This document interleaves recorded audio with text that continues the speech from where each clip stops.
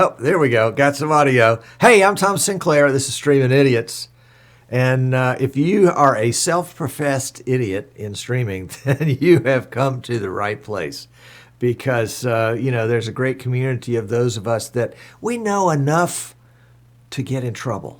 And we're always searching for more information about streaming or recording, maybe pay-per-view, whatever it has to do with streaming, especially live streaming. That's what we're doing here. This show is all about streaming. So if you like it, go ahead and subscribe to us on YouTube. If you're watching us on YouTube live, hey, that's great. We'd love to have you come over to Eastern Shore Broadcasting where you can join in the chat. If you're watching on Facebook today, again, Eastern Shore Broadcasting, you can join in the chat. You can put comments on Facebook, but I'm not going to see them until like tomorrow. No, I'll see them later, but nevertheless, really kind of excited about today's show. vMix released vMix 18, what they're calling preview, kind of a preliminary beta maybe. So you can get it if you want it. You can go to the vmix.com forums. So go to vmix.com and click on the support tab, and then go to forums, and then go to probably just look. You'll find it. If you can't find it, shoot me an email, Tom at easternshorebroadcasting.com, and I'll send you the link. And I'll put a link in the show notes for those folks that are watching YouTube after the fact. Today is Thursday. Generally, we do our shows on Wednesday. So if you're looking for us, or if you looked for us yesterday, Wednesday, I apologize. I was actually traveling yesterday and couldn't get back in time to do a show. But I'm here today on Thursday, so we're doing a sort of a special Thursday show. I want to give a shout out to John L's mother-in-law, who's watching us live from England, and we're glad to have you on the show. So if you're here and in the chat room, you can chat back and forth, and we got a bunch of folks there. vMix 18, it's a beta. It's 18.0.0.50, so if you've got .49, there's one more update. I tried it this morning. As you may know, if you've seen the show before, we do the main production on a old PC. It's an i7 quad-core, second generation. That's the i7 2600K. We have boosted it up just a little bit to, I think, from 3.4 to maybe 3.9 or 4.0 or something like that, trying to squeeze a little bit more horsepower out of it and a little bit more life out of an older chip. We've got an SSD as our main drive with a terabyte hard drive backup. The system is water-cooled in order to keep it from absolutely frying. Has two Blackmagic Intensity Pro cards, the old version, not the 4K version, which allows me to get this shot right here. And then, do we have another shot? Yeah, we've got this shot right here. This is my desktop with the fish, of course, swimming underneath it. Both of those cameras are Canon Vixias, the HF series. There's the R100, which is the one that shows the fish, and the R200 here. I think it's up to R700 now. And, I like them because they were cheap. They were inexpensive. And they do a pretty darn good job. Are they perfect? Are they broadcast quality? No, they're not. But that's okay because they work. All of this production gets together and goes over my local area network to my Asus ROG laptop back here. And that's where it gets streamed and recorded. So NDI, Network Device Interface, which is built into vMix, allows these computers to talk to each other over the network, and with virtually no latency, wonderful compression technique that does that and doesn't use a whole lot of bandwidth. And we're going to talk about bandwidth in just a minute because that's pretty important. The big news for vMix 18 is that it has what I consider the big three in features. Feature number one is data sources, or if you were in Australia, you would say data sources. Just teasing, Martin. Data sources allows you to do all sorts of great things. And I said, I'm going to do data sources today because today's the first day I've been back in the studio. And I got into data sources and I was like, that's not exactly what I thought it was going to do. And then I got this wonderful message. vMix has stopped working. Oh my goodness. So that's as far as I got with data sources. And a hat tip to John L. for telling me that could happen, because that's not good. So I had to revert. Unfortunately, right now, we are not streaming, not recording, not producing on vMix 18 at any level. All this is vMix 17. I think 17.0.0.112 is the latest version, 17. And you can get that at vmix.com or at my website, easternshorebroadcasting.com. What does that mean? Well, it means it's a beta. Duh. That's what I had to tell myself. vMix beta, it's got a problem, had a bug. John L. told me it was going to be there, and pow, it happened. Now, in fairness to vMix, on the laptop back here, this little guy, that's where I got the error message. It had run about 2 hours without any problems per se, but I guess we're talking about first impressions now, not data sources, excuse me. So first impressions were that, number one, it stopped working on the laptop. The other first impression was that this was my Ethernet, my bandwidth, with version 17. And the magic number there really is 67.9 megabits per second. And that was the sending speed of my production PC. And when I upgraded to vMix 18, what I got was 98.4 megabits per second. So an increase of about 40% with no other changes. What I did was I simply took my profile that I used in version 17. When I brought version 18 up, I brought in that profile. So all the same cameras, all the same videos, all the same everything. Apples and apples comparison.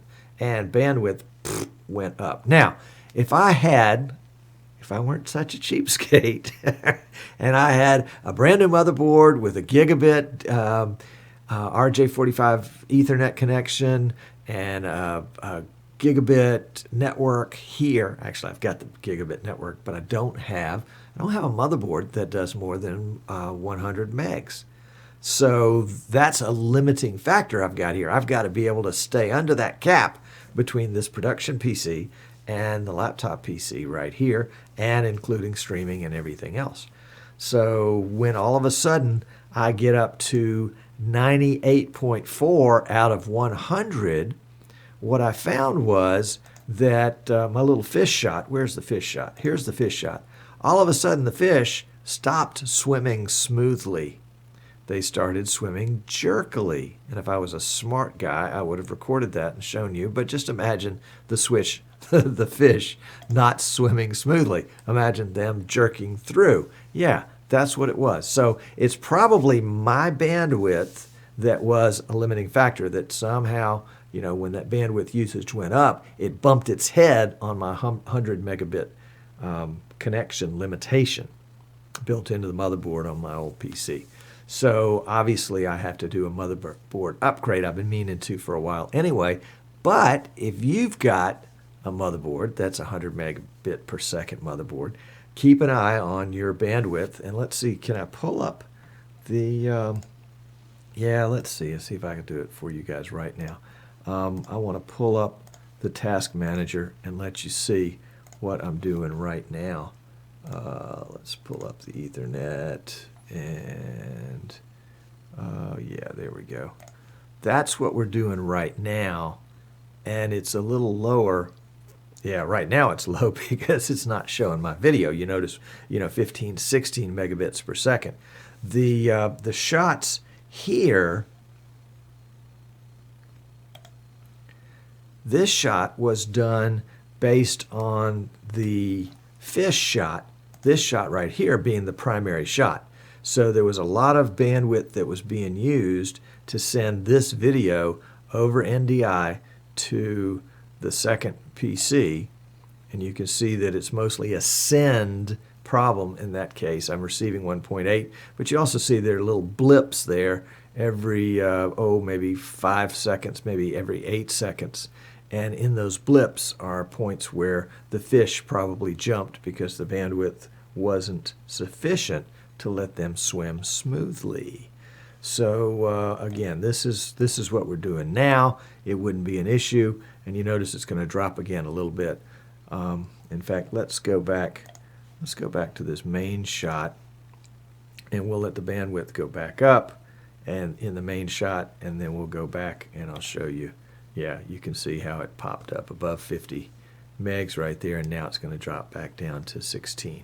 So built into vMix 18, and there may be some good reasons for it, is using about 40% more bandwidth, at least for me, with my underpowered antique dusty old equipment. You know, this looks pretty good for dusty old equipment though, doesn't it? That's the power of vMix. So we've got that issue. The other issue, and this is still first impressions of vMix 18.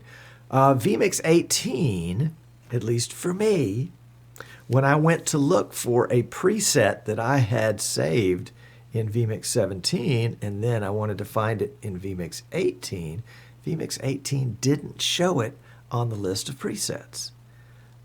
It just wasn't listed. So I X'd out of vMix 18. I went to the preset that I had saved on my desktop, and I was able to start vMix 18 using the preset on the desktop, even though that preset wasn't available on the list of presets in vMix when the time came. So that was a little disconcerting. And my suspicion is that something in vMix 18 has changed, and they don't want you to use a vMix 18 preset with vMix 17 and vice versa. So I did, and maybe that's why I was having all those problems with the bandwidth. Maybe I need to go back and recreate all the different inputs that make that preset. I've got about 50 or 60 of them, so I prefer not to do that. Yeah, it looks like 59 as of right now. But that's okay. It's a beta. We're working all this stuff out. This is why you know. So if you haven't already downloaded the vMix beta, go ahead and do it. It's on the forum, and play around with it. You can don't install it in a separate subdirectory. Just install it right over your old vMix 17. And if you find that it's got a bug, like I found that I couldn't use it for this production, then you can just simply reinstall vMix 17 right over 18, so you don't have to worry. Make sure you save your presets. You might even want to. I think the last time I did presets, I did it today's date in American format, 10/20/16-17. To let me know this is a preset that I had worked out with version 17, and that kind of protocol will probably save me from doing something stupid. Well, it's not going to save me from, it might be saving me from doing that stupid thing, not other stupid things. Talking a little bit about what's in version 18, we talked about data sources. It also has activators, so if you're using one of a long list of separate MIDI controllers, these would be controllers that would plug in USB that have lighting in them. Now activators will allow the lights to change, and we'll bring you some more info on that in an upcoming show. It also has the ability to take a list of videos and now put it into a format that looks a little bit more like something you could use for a listing as opposed to just a list. And we'll show you that next week when we can get that up and running. And probably my favorite feature, and you know, it's funny what your favorite features are, but this was one of these little bugs. When vMix introduces web browser, I thought, oh, this is wonderful. You know, I can't wait. I'm going to show my YouTube page, and I'm going to put fish in my desktop because I can steal a file off of YouTube and do all this other stuff. And what I realized was I couldn't use my keyboard. So if I wanted to display something that was on my Facebook page, I couldn't do that because I couldn't log into Facebook. So vMix has fixed that, and now you can do keyboard input just like you can do my mouse input, excuse me. It's very simple. You just right-click it and select keyboard input. It kind of disables some shortcuts on your keyboard temporarily, so it's the kind of thing that you want to enable it to get it to use it, and then disenable it. Disable it? Unenable it? Anyway, you want to not enable it in order to be able to use your shortcuts again. So that's sort of my favorite feature is the web browser. The other things that are in there, besides the activators and the data sources, they have made some good tweaks to instant replay, just things like assigning a 3-digit number to each instant replay event so that you can jot those down on a quick list and look at them later. The audio, let's see, I'm reading from the website, the ability to assign separate audio channels to recording, stream, and internal output independently. So you can stream one set of audio, record a different set, and send a third set to external output. Why is that useful? Well, what if you're broadcasting a soccer match in English and in Spanish? You can do that. You might have to do some finagling, but you can do that. There's some other audio advantages. They've done some updates to the camera input menu. For example, it used to be pretty cluttered with lots of things that, like, vMix video. Well, you're not going to bring that in as a camera input, and so they have considered that now legacy. And any one of those legacy things, you can do a little tick box and be able to see them, but otherwise they won't be in your way. There is actually full support now, and this is important for those of you that have the Magwell Pro Capture series, to provide lower latency in that. So if you're using that to display on a projector or a TV in the same room, the same place where your speaker is talking, you'll have lower latency now with that. What else? That's pretty much the quick part of it. There have been a few tweaks to it since then. What version was this that was let go initially? 4.9. So we're up to 5.0. So we did an upgrade. Let's see if we can find the differences between 4.9 and 5.0. Must be on the next page here. And I guess I could show you guys this, but you can look at it for yourselves. It's the vMix forum.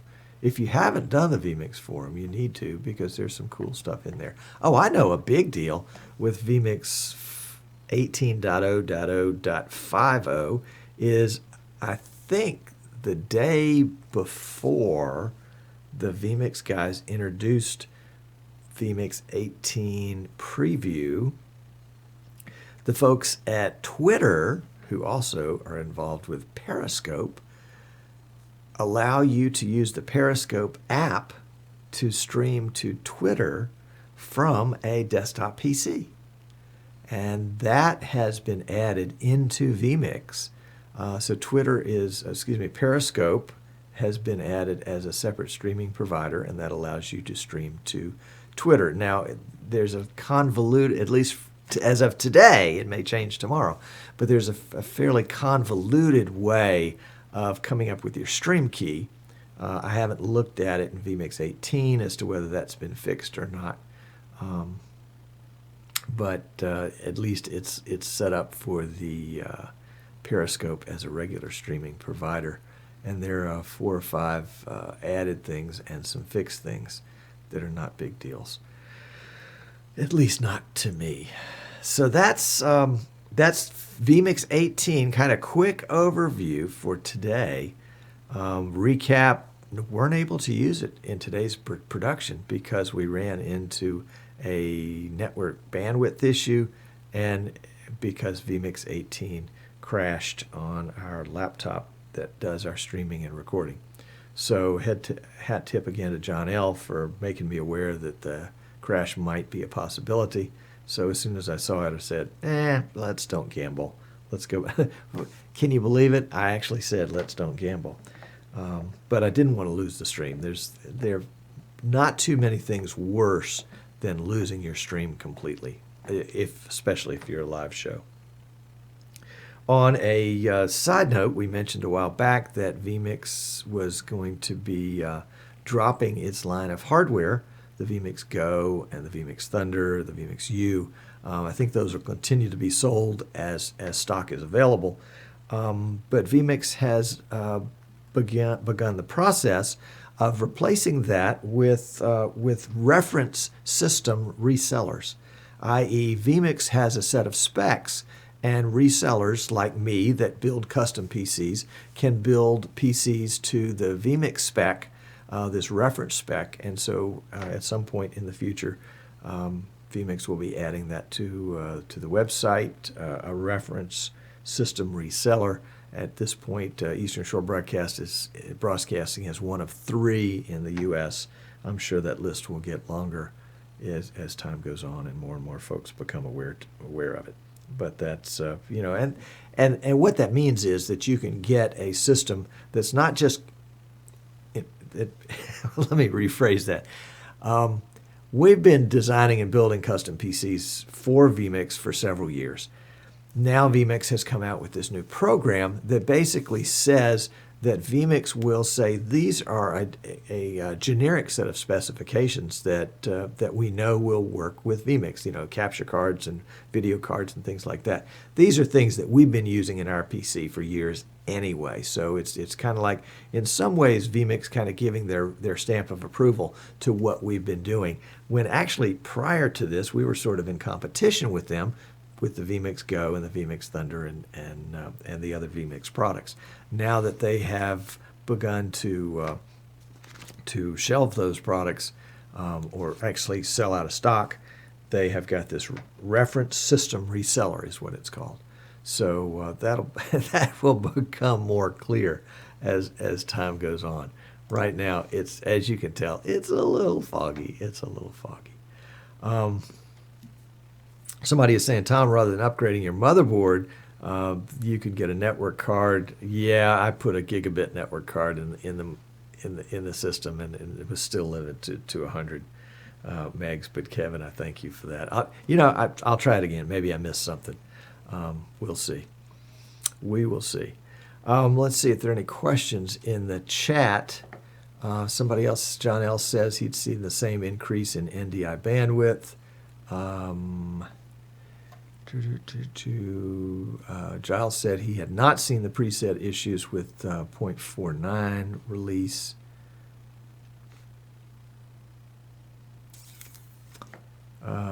Milt says the video in YouTube and the website are kind of blurred. Would it be his bandwidth only? It could be your bandwidth. It could be that YouTube has just decided that your bandwidth is not good enough, so they're sending you a lower resolution image. If you look in the bottom right-hand corner, somewhere over here, there'll be a little gear icon. You can click that and have the ability to increase your resolution. But I think I'm pretty well in focus. I never really know. Let's see if we've got any other questions here.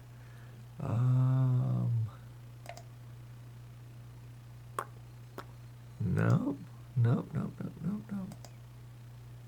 I think we're good. So I would recommend, suggest,